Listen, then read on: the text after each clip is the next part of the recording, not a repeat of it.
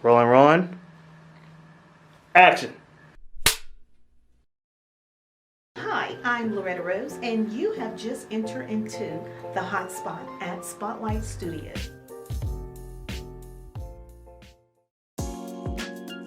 Welcome to the hot spot here at Spotlight Studios. I'm Loretta Rose, and I am excited to share with you our special guest for today. In the spotlight today, we have a gentleman that can help you with your veterans benefits. We have retired Leroy Davis Jr. on today's show. Stay tuned. You don't want to miss it. You're watching the hot spot, and you're watching it here on Beam TV. Welcome to the hot spot, and thank you for joining us for today's show. I'm excited to share with you my special guest. He is Mr. Retired Leroy Davis Jr., who is a great servant in the community, and this man has so much passion for our veterans, so I'm excited to share with you. And he's from the Fort Mitchell area in Alabama. Yes, welcome to today's show. Well, thank you for having me. Well, thank you, Mr. Davis, because you've been such a blessing to not only your local community, you've been a blessing to the state as well, Alabama and Georgia. Oh my gosh, you do so many things. I want the people to get to know who you are because you serve on the NAACP as well. Yes, I do. Let's start with you're from Fort Mitchell. Yes, I was born and raised down in Holy Trinity, Alabama, which is part of Fort Mitchell. Wow. And I went to school at Mount Olive High School. Okay. Graduated in 1975. Wow, 75. Mm-hmm. Mount Olive. So, and you are very involved in that community as well. Yes, I am. You graduated from school here, went off to be in the military. Yes, ma'am. Can you speak? Joined the United States Navy. As a matter of fact, we marched down the aisle on a Sunday. Really? And on a Monday, I was in Atlanta, Georgia, at the AFE station taking my physical. Wow. And on Tuesday, I was in Orlando, Florida, in basic training. So at that time in my life, I just wanted to get out of the South because there was so much going on that was not popular.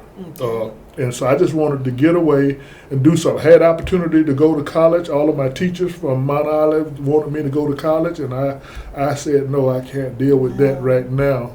And at a young age, and I didn't really think about it. I just said I didn't want to do it. Mm-hmm. After sitting on the football field so many days because of bomb threats, because back then we had the mandatory busing law, and where we had to be split up and the integrated schools. Yeah. So after going through all of that, bomb threats and everything, I just said, hey, I want to get away from here. And I had said I would never come back here when I left. But look at me now. Wow. I love to hear your story, how you felt the need to get away. And it worked out for you. Yes, it did. Did you ever think military, before you graduated, was going to be in your future, though? I mean, was that something that you desired in high school? Or when you graduated, you just said, I'm just going to do the military? Well, actually, I had some relatives that was in the military. They all was doing well, doing great, wow. was making rank. I had an uncle that was a command sergeant major in the Army. And at one point, I was fit to quit school. And I quit. Well, I went up to the Army recruiting station in Phoenix City and saw this sergeant. It was a young white man. And I said, I want to join the Army. I'm quitting school. He said, well, I won't put you in. He said, I refuse to put you in. I said, why? He said, because all we're going to do is send you to boot camp and to AIT and straight to Vietnam. So he said, I refuse to do that. He said, you finish school and come back. So I went back to school. Wow. Because I really hadn't thought of it. I was just angry. Yeah. And so I was just going to get away. Yeah. But when he told me that, I went on and finished school and then ended up joining the Navy. In the Navy. Yes. I love it. And you served time, how many years in the Navy? 21. And then retired. And guess what? My first duty station was? What was it? Washington, D.C. in the Navy Ceremonial Guard, the Presidential Support Unit. Really? And I was the first black man from East Alabama to ever serve in that unit. What? historic. And they Never did heard a of big that. old article on it and everything. That is wonderful. Yes. I know you made your parents proud. Mhm. You retired and then somehow ended up back here. You came back home. Well, you'll be surprised how I ended up back here. My last duty station was in Montgomery, Alabama, and I was stationed in Tuscaloosa, which I was in charge of all Navy recruiting for West Alabama, from Birmingham down to Mississippi State College. And I did that for 3 years, and I talked to my wife and my kids. I said, well, I'm going back to the fleet. And my kids said, Daddy, we tired of moving. Said, we want to graduate from one school. We want to graduate right here in Tuscaloosa. I said, okay, then y'all done did everything that I wanted to do, so I'll retire. Wow. And I did. I retired. We lived in Tuscaloosa for about 11 years, and my mom got sick. And after she got sick, I decided that I would send my daughter here to live with her. Well, first of all, I brought her to Tuscaloosa and put her under my doctors there. And they got her back on her feet because she had cancer. Wow. And running from Tuscaloosa to Birmingham to UAB, they got her back on her feet. And I said, well, Mom, you just stay here with us. You ain't got to worry. She said, no, I want to go home. Oh. So I said, okay. So my daughter was my oldest child. I asked her to go home and live with Mom, and I'll help her get a job here in Columbus area. And she came, she got a job, and she worked. But after 6 months, she said, well, I want my own place. So then I got my son. And I said, well, you need to go and live with Grandma for a while. And then he came, but then she got sick again. So at that point, I said, well, I've got to move home to take care of her. So I started looking for a job here. Got accepted at Central High School to teach Naval ROTC. Wow. But they didn't tell me till after I had accepted the job in Atlanta. So my wife stayed here with my mother, and on the weekends they came to Atlanta. I had a 2-bedroom apartment up there. And so we did that for a while until Mom got worse, and eventually she ended up passing away. And then I said I wasn't going to move back to Tuscaloosa. I wasn't going to stay in Atlanta, so I'll just stay here. And I continued my volunteer work. Matter of fact, hit double. Wow. Oh, yeah, just because you're involved in various things in the community. And what is your role in the NAACP, the local chapter here? I am the senior vice president for the Phoenix City, Russell County chapter 50/50, branch 50/50 of the NAACP. Wow. I'm so proud of you. Well, thank you. I'm just listening to your story because I know your parents would be so proud of you. Because I was talking to Mr. Davis before we went on air, and I said, I didn't realize you were a junior, so that means there was a senior somewhere. And there's a third and a fourth also. Wow. Wow. So how many children did you have? I have, well, we had 4. We had a stillborn, but we have 3 living. They're all grown. Okay. I have 11 grandchildren. Wow. So we're happy. You know, they get expensive. Oh, I know. And I know they're proud of you because Yes. Mr. Davis, as you continue to watch the show and throughout the show, you're going to see some clips of him in action.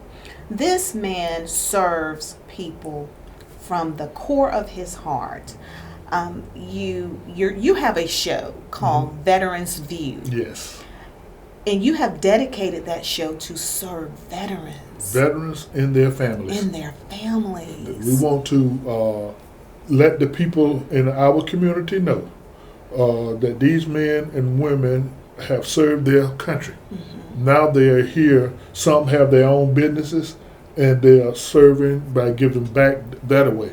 And they hire people in our community. But the most important thing that I try to get out to the veterans and their own businesses and to the people in the community is my motto. And my motto is veterans families, veteran church members, all of your friends, to let them know that your sphere of influence is your dollar.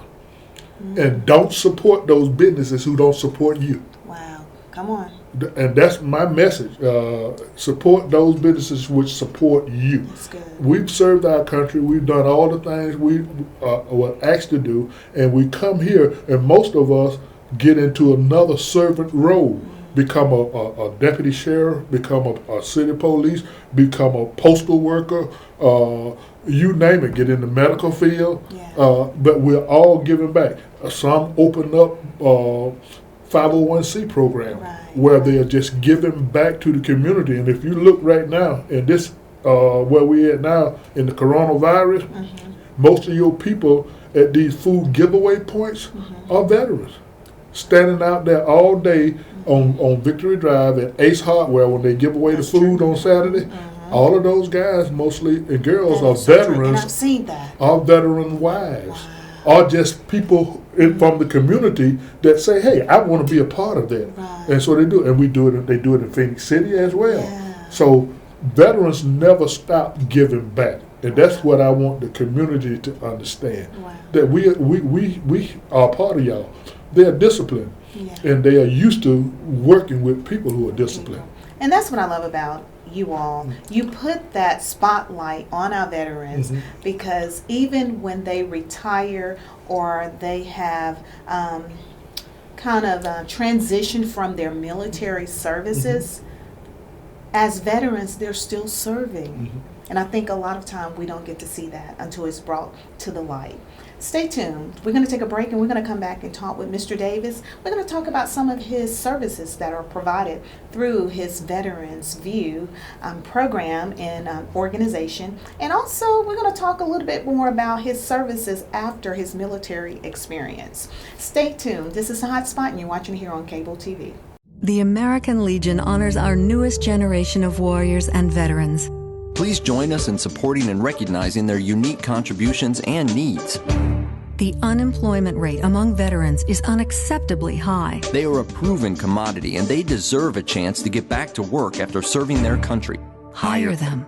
Today, more than ever before, women are on the front lines of America's defense. They deserve to be recognized for their service as guardians of freedom and to receive the best treatment and care we can provide. Let's not forget our wounded warriors and their families as they return home. We cannot allow them to be forgotten and left to fend for themselves. They deserve more. And let's honor the families who sacrifice so much every day. As a service member serves, so does the family. Please join with the American Legion to find out how you can truly honor America's newest generation of veterans. Go to legion.org/honor-veterans to find out more. You know, here in Alabama, we look at television and we look at the news and we see Texas or California or Florida or Georgia, and we see these food lines that people are in waiting for food. But nobody knows how many food lines that we have here in Alabama because they don't put us on national television because our population ain't as large as California or Florida or Georgia. But we have the same food issues here, and we have people waiting in line 2 hours or hour for food.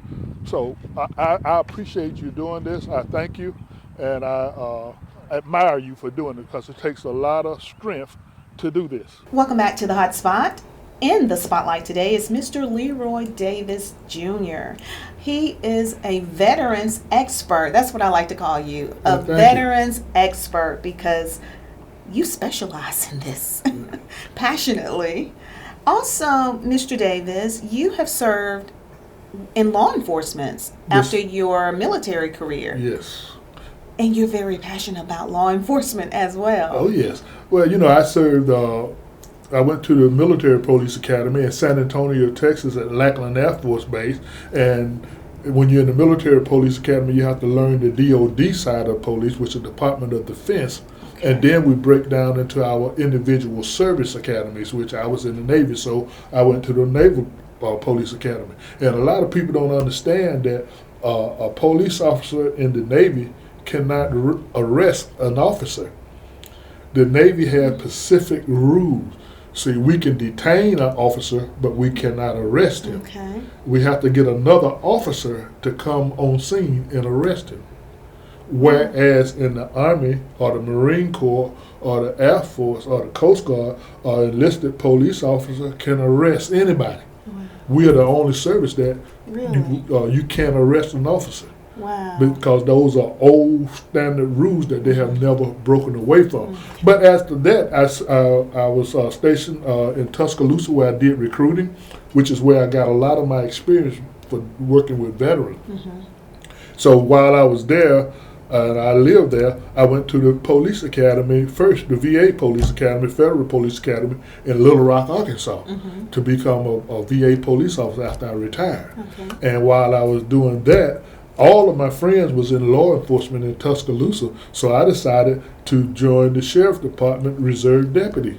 And so I was a reserve deputy. So then I went to the Alabama Police Academy at the University of Alabama and got that done, so I would be able to ride with my friends instead of sitting at home. I got nothing to do, so to ride with my friends. So actually, I really enjoyed, and I learned a lot from older deputies who had been in law enforcement a long time. There's a difference in military law enforcement and in civilian law enforcement, and it's all about how you treat people.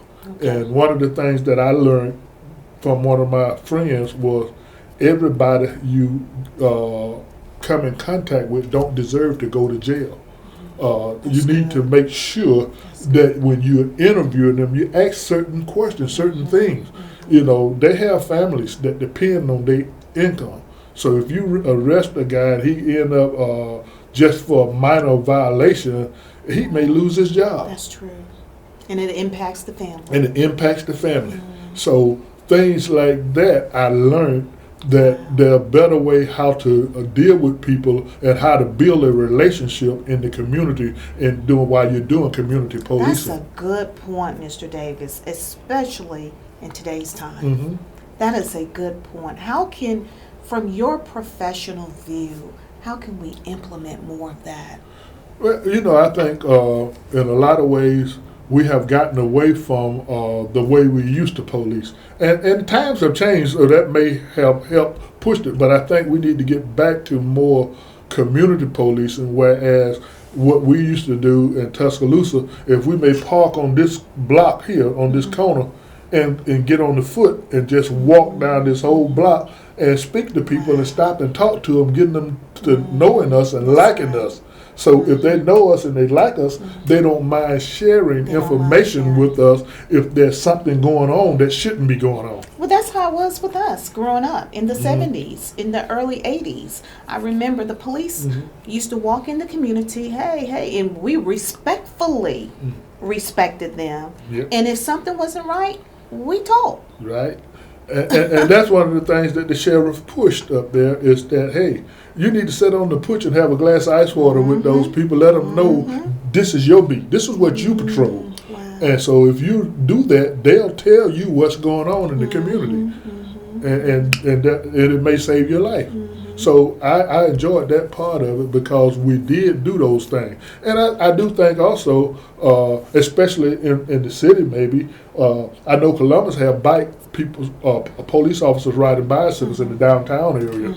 But I think it'll be a good thing too for Phoenix City as well as Columbus too, for the officers who ride bikes to put them on the back of the car. And go out into the outsourcing communities that's not as populated and ride their bikes so people can see them. Visibility. And the dog, the officer with the dog, sometimes he can walk the beat too with his canine. And that passion that you have, it comes across to those that you serve. And it really breaks those barriers. It breaks those barriers. So I'm so glad you shared that because we do pray that we see more of that. And that comes from a place of compassion, serving like that and wanting to understand, you know, the people that you serve. So I appreciate you sharing that. Now, I want to talk more about your services because there are people watching. And I mean, if you are watching, if you know a family member that is a veteran, don't understand their benefits, want to know more about it, this man, Mr. Davis, is the expert for it. He lives this, he breathes this, he does this straight from the heart. And Mr. Davis, I don't see how you do this and you don't charge to serve people like this. Well, you can't. I mean, I look at it this way. We have attorneys out there that does the same thing I do, and they charge, and that hurts the veterans. If you look at veterans who have PTSD, they're going to the doctor all the time. They're using, if they retired, they're using up their little bit of money that they're getting, running back and forth, and trying to support a family at the same time. Exactly. And the spouse may be working. So to give this service to them is a blessing for me. See, I don't think I was called to be a preacher. I am a deacon, but my calling is to help others. Mm-hmm. And my calling especially is to help veterans because of the experience I have. Most of my experience came from recruiting. So in recruiting, we had to know everything about the military. In order to recruit somebody to serve in the United States Navy, I had to know everything about the Navy. So learning everything about the Navy really was learning about the VA as well. Yeah. So in that capacity, with the knowledge that I have, I decided, I didn't decide, I think it was my calling to be able to help veterans. Yeah. And when you talk about PTSD, you talk about veterans who had something happened to them while they was in combat or while they was in training. It could have been from MST, which is military sexual trauma, and I was just shocked. I had more female veterans would talk to me about the MST than they would talk to a doctor. Never heard of that one. We hear PTSD all the time. Well, military sexual trauma is PTSD as well. But that's when a woman has been sexually assaulted, or raped, or a man have been sexually assaulted.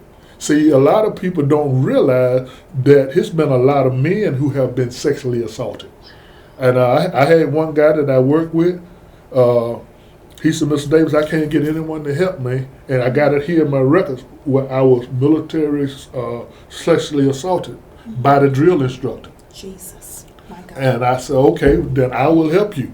And we got those records together, and we put it together, and we fought, and he got his 100% disability. Wow. He's been going to the psychiatrist about it, and this was 10 years ago. That is pure trauma. This is 10 years ago. Now, I'm the only male that he shared it with other than his psychologist. Oh, wow. Because he felt that he could share it with me, and he knew that I was going to keep it a secret and not tell anyone. And that's why you're here in the spotlight, because this man serves wholeheartedly. And we see you, Mr. Davis. You not only serve in Alabama, you serve in Georgia as well. Oh, yes. And I want the community to get to know more about some of the services. Now, what can you say to those that are embarking on retirement? Because there are a lot of we're in a military town. Yes. So a lot of people are soldiers in this army town that are about to retire. The transition can be really frightening at time, because it's a lot. You're coming from military to civilian life. Right.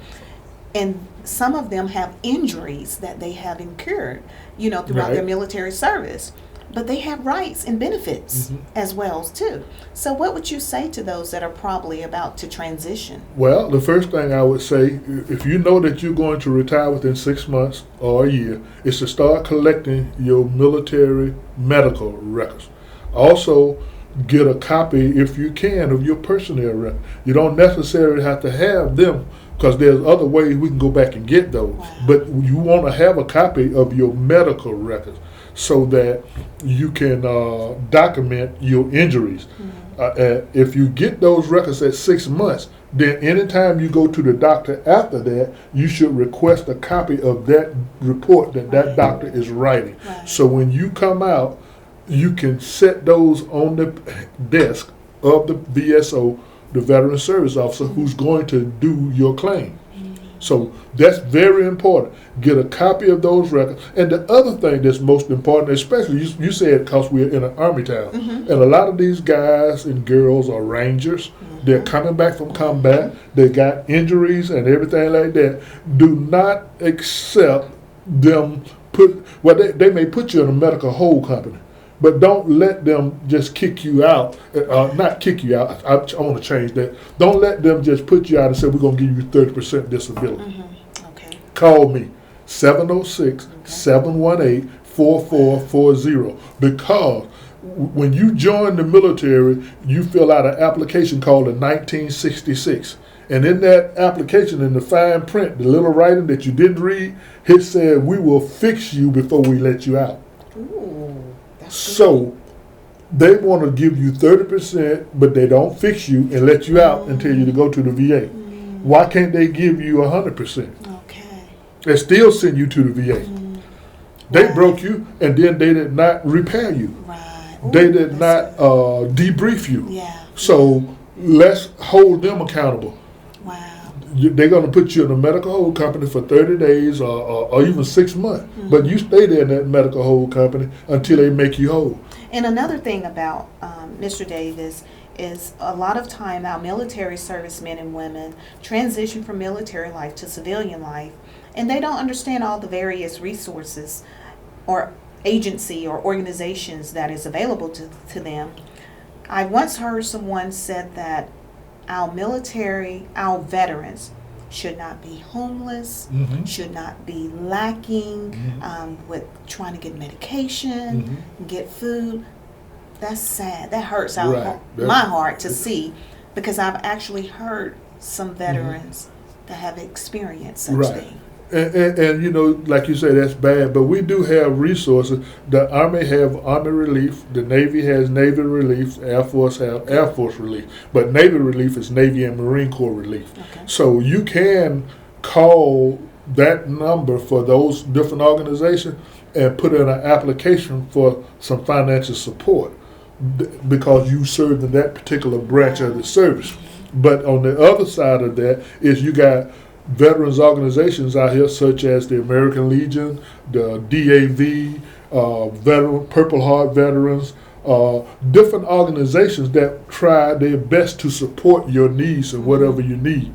So there are other points. You have churches. St. James Church in Columbus has St. James Veterans. Really? So they try to help you. We have the Plumber House. I mean, we have so many organizations which I'm tied in with them as far as connections that we, in one way or another, will get you some help. The help that you need. I love it. Columbus has a great program set up where they can assist. You know, I am the executive director of the Chattahoochee Valley Veterans Organization as well.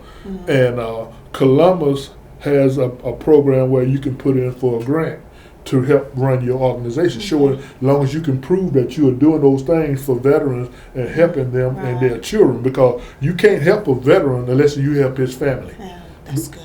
You can't help him without helping his family, his wife and his children. And that's your motto. Right. You like to help the veteran and family. Right. Yes. And my motto is veterans support those businesses. Well, let me change that. Veterans families, veteran church family, and veterans friends, aunts and uncles.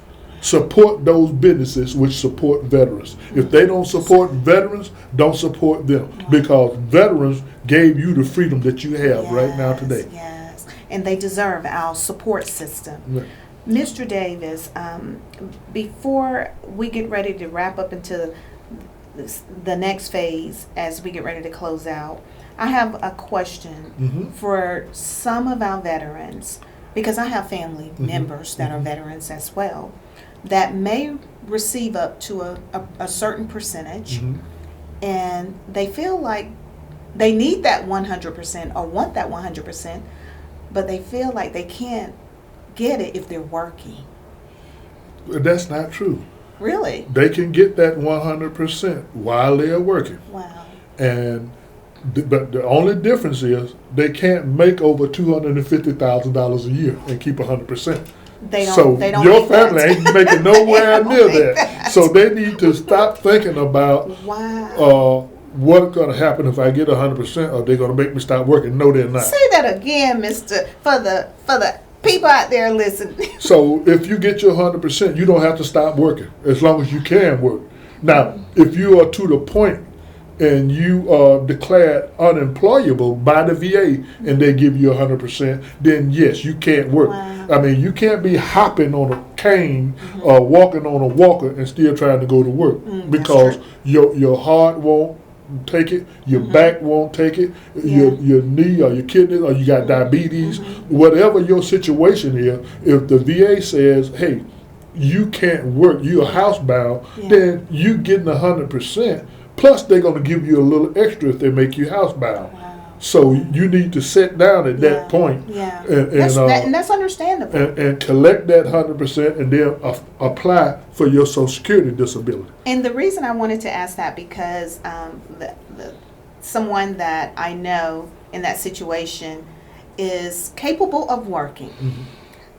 Feel like they are of the age where they can continue to work and because they feel fine and they want to work, they want to continue to work, but they felt like they couldn't get that 100%, but that 100% will help them. Keep in mind now, some people work, it's a hobby, but then a lot of people that do work, it's probably because they really need it, okay? Just being honest. And let's be real, a lot of people feel guilty. So so I'm gonna keep working because I don't want nobody to look at me and say, well, look at him, look at her. They're drawing VA and they're still working, but they can't hardly walk. Yeah. I mean, they feel guilty, but they need to stop feeling guilty. Collect the money because they can't work if the VA declared them unemployability, and let somebody else get that job who needs it. Just like the people when we hold them in holding companies in Fort Benning or Norfolk, Virginia, or anywhere else at the Air Force Base or Naval Base, Marine Corps, we hold people in a medical hold status and not go ahead on and give them 100% and retire them and send them home. Where we are holding a promotion up for somebody else. So think about our National Guards, for instance. If we got National Guard members that was called on active duty to go to Afghanistan or Iraq, and they got hurt, they got blowed up, so they got TBI, traumatic brain injury, they got PTSD bad or anything like that. So they're over here in a holding company as an E9 making buku money, but they're holding up a promotion for the person back in their unit. So now they're getting paid active duty pay, and they're holding up a promotion for somebody else when they could go ahead on and get their 100% disability and retire. But not only are they holding up a promotion in their unit, but they're holding up a job in the post office that somebody else could have had.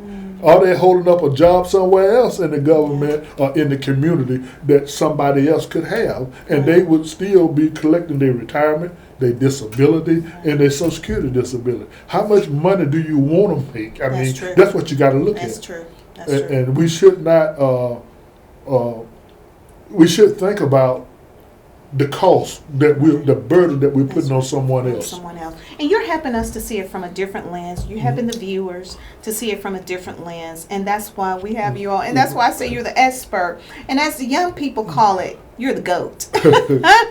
You're the GOAT because you are an expert at this. As we get ready to close out this interview and this spotlight on you, how long have you been serving the veterans through your organization? I've been serving the veterans for probably more than 15 years now. Because I retired when I was 38 years old. So I retired in 1995. And I've been serving veterans ever since. I used to get on my mother. I said, Mama, you volunteer helping people too much in the community. And I used to come home at least twice a year, and my mom would be taking care of my aunts and everybody else running. And then she got to get up the next morning to go to work. And I used to be on her. Then she in the church choir, she the president, she doing all of these things. And I used to get on her. And then I said, now look at me. I'm doing the same thing. It's a part of who you are. And serving is just who you are. And I love the fact that you said a veteran never stops serving. It never stops serving. A veteran. And I think we need to have a mental note of that in our minds, that you never stop serving. But you started this even before you went into the military, because your mom, your parents. Yeah. I mean, they laid the foundation for you. Yes, they did. They laid the foundation. Well, we want to let the people know for your services. There has been created a GoFundMe page because Mr. Davis has not only been serving people here in the local area, in the Tri-City community area here between Columbus, Georgia, and Phoenix City, Alabama, the state of Alabama and the state of Georgia, and he travels to help families, veterans. But it is time for you to be compensated some type of way, Mr. Davis.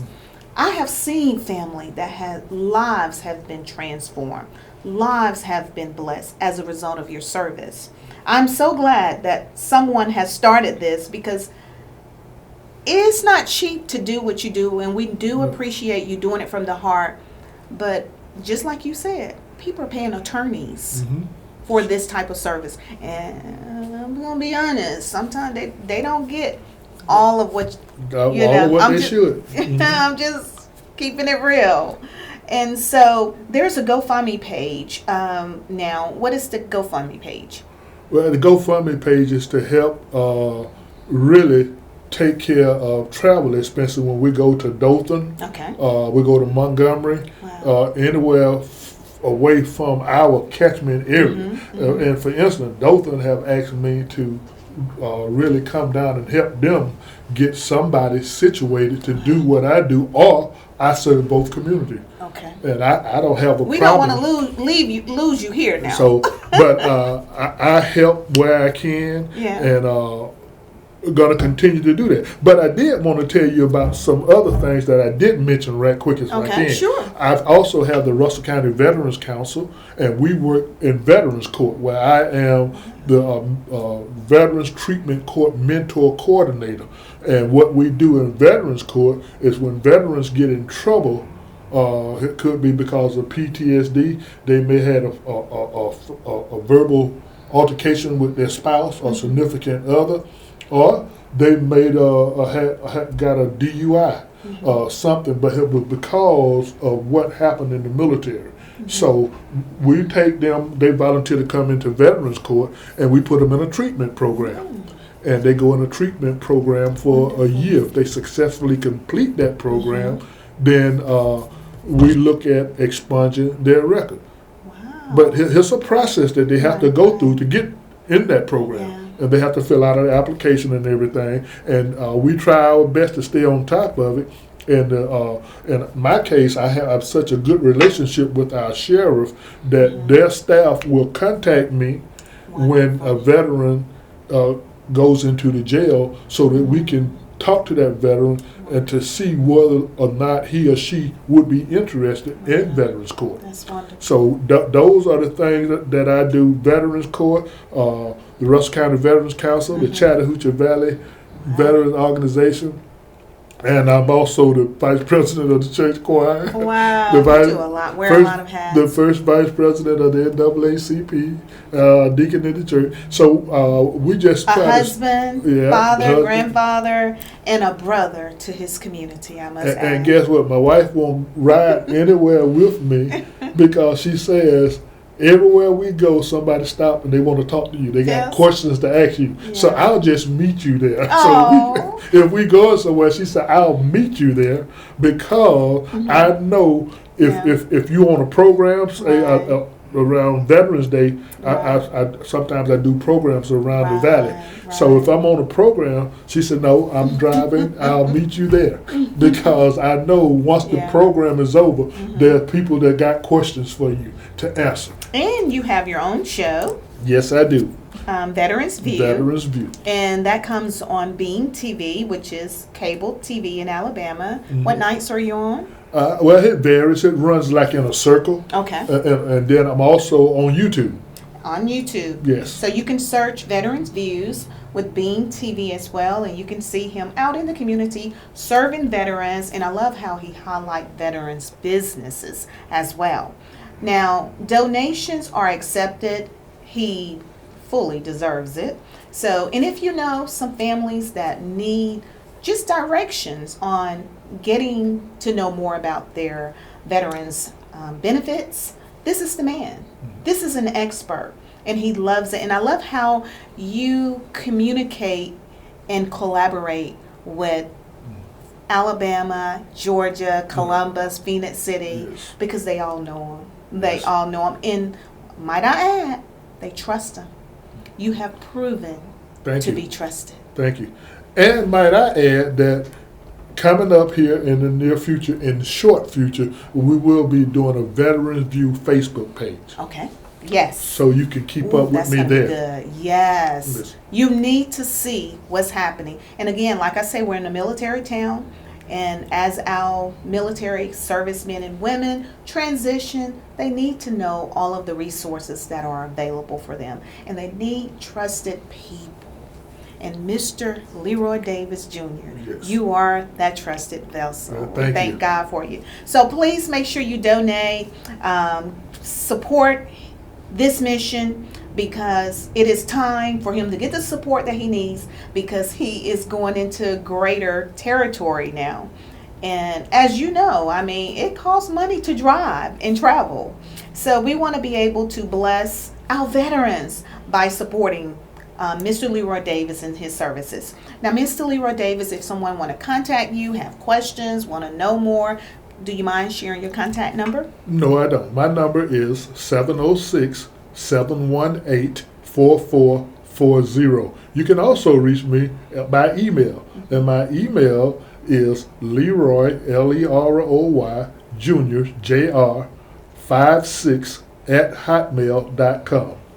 Awesome. Thank you so much for coming on and sharing with the people and sharing your journey Thank you. from the Fort Mitchell, Holy Trinity area, travel all around the world and back to home, Yes. serving the people in the community that you grew up in, and you serving really nationally in the Yes. state in Alabama and Georgia. We want to thank you for sharing with us and always being so gracious Thank to you. the community, because I'm serious, this man do more than the show could even compile.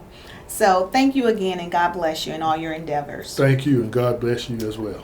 Absolutely. So remember to support Mr. Davis with Veterans Views. If there are family members or friends or church members that need to know about their veterans benefits, he's the man to talk to. Thank you for watching The Hot Spot. You've been watching it here on cable TV. Hi, I'm Loretta Rose, and you have just entered into The Hot Spot at Spotlight Studios.